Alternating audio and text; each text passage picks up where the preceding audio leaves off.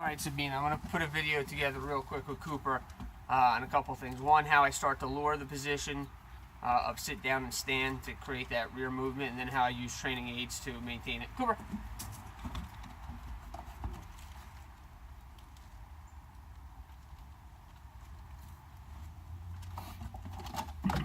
So I like to get them in a position like this. Oh boy. And then I help them by using the lure. Sit! Sit. Good. Good. Down. Good. Break. Oh boy. Good. Sit. Good. Very good.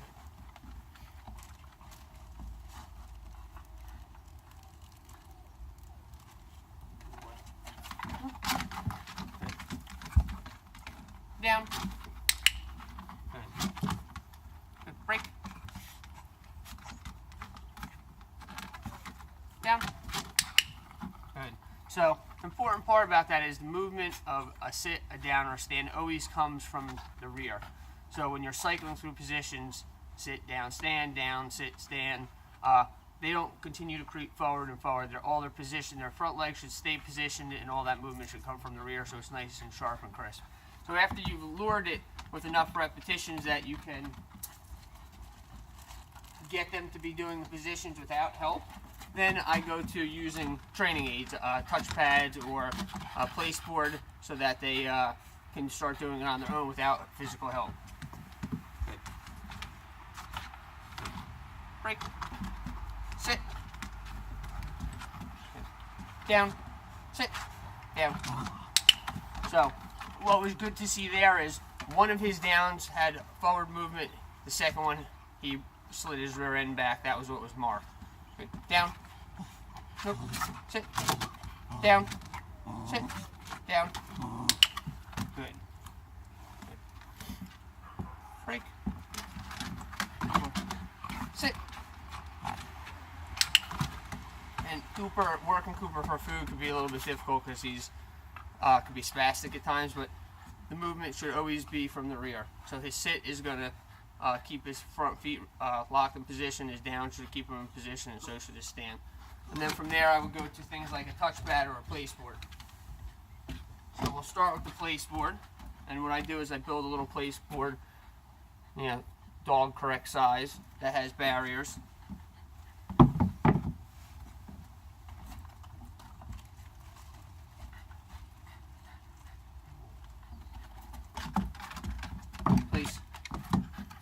Place. Good. Sit. Down. Break. Place. Good. Down. Good. So you see the barriers of the place board are going to make him slide his rear end back. Sit. Sit. Sit. Sit. Down.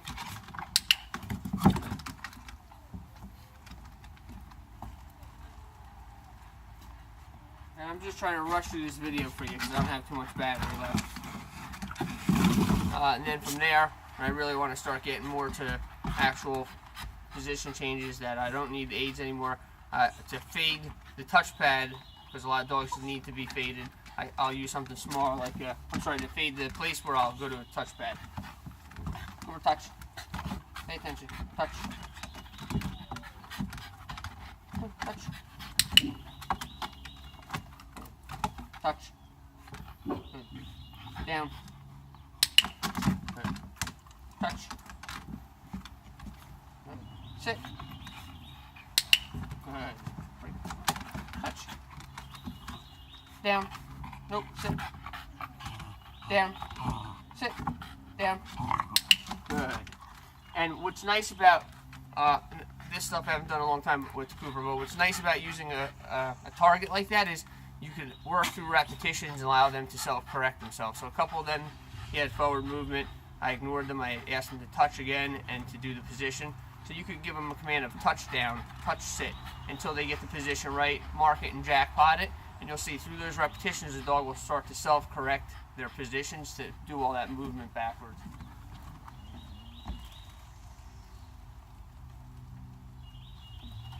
touch.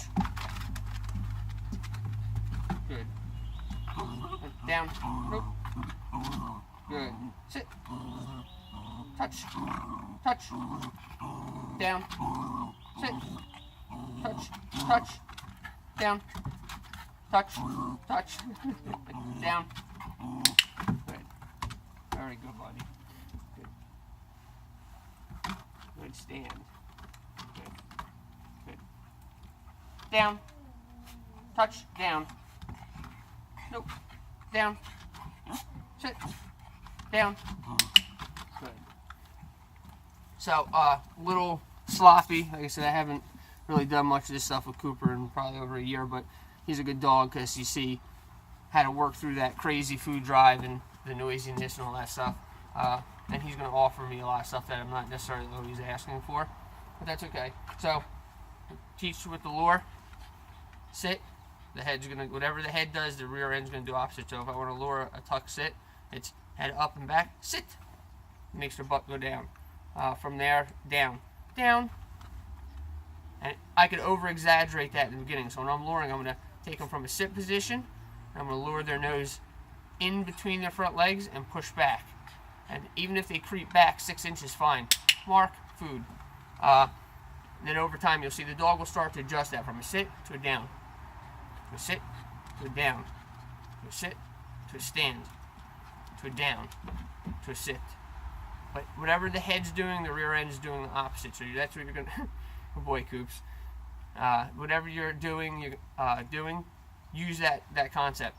If the head goes up and back, the butt goes in and down. The head goes down between their legs and back, the rear end's going to go back and out. And same with the stand. If they're in a sit, by pushing to their muzzle and J up, it's going to make them kick their rear ends back and out. Cycle those with a lure. Usually I go to a place board, use the place board boundaries to allow them to be successful on their own. You might want to lure them in there a couple times so they get the concept, and then allow them to make the mistakes and self-correct, and only reward the ones that you're looking for. If you get enough repetitions in and get a successful reward history in those, and jackpot the ones that really look good, you'll see the dog will start to once again auto-correct his positions to offer the ones you want. And then to fade out the touch, the place board, you can either do two things: take the front wall off, or use a touchpad. Some dogs need that, some dogs don't. I always just do it to make it a little bit more clear for the dog, and then I fade it all together. And you have to be diligent with rewarding only the positions you like until the dog is solid. And it's never too late to go back and use a touchpad to fix things. That's the good thing about doing obedience this way. You're breaking it into little successful approximations of each other that you could always go back and fix components of those behaviors. I hope that helps.